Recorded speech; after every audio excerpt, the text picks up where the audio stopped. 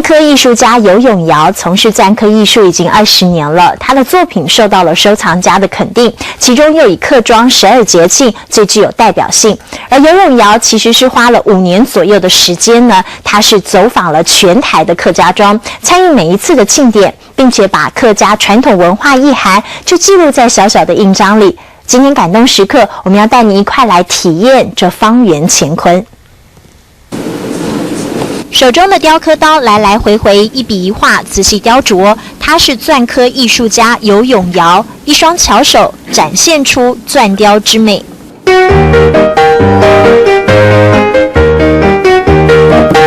游永尧对作品的讲究可不只是在创作的过程，所以我们在玩印章。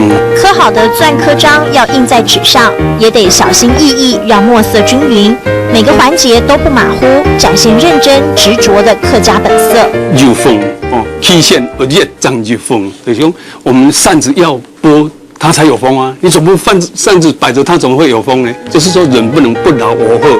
游永尧是云林仑背客家人，1950年出生，14岁到台北打拼，做过面包学徒、送货员，后来跟随名家学习书法，从事篆刻艺术20年，作品受到收藏家的肯定。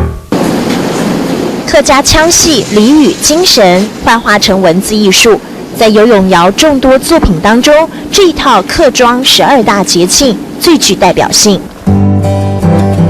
苗栗棒龙东市新丁板节客庄节庆记录在小小的篆刻章上，游永尧花了5年的时间走访全台客家庄，记录所见所闻，像是平镇采街嘉年华，还有台东好米季，作品当中也结合了他的新创意。嘉年华部分呢，就跟他稍微有一点感觉，就是有点比较活泼一点的设计的方式把它呈现出来，这样在整体的感觉它又有美，一方面又比较好玩一点点啊。游永尧在每一个印章中都灌注了对客家的热情，融入他的感情，融入他的那个丰富的比较丰富的那个含义在里面，都有感情在，所以人家你讲说买卖实在真的舍不得。我总共大家共下都打掉去吼，大家就是大家共下。走访故乡，游永尧兴奋地介绍一景一物。不讲卡书吗？你会讲客话吗？会讲客家话吗？没问题，就是没问题。我会讲客家话，就客家2个字。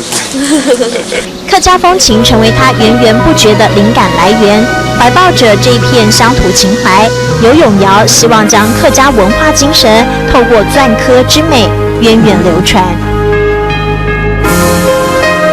一小块方圆，游永尧仔细雕琢，要刻进最新的客家精神，要展现热闹的客庄节庆，直到白纸上烙印鲜红一抹，让你我体会感动时刻。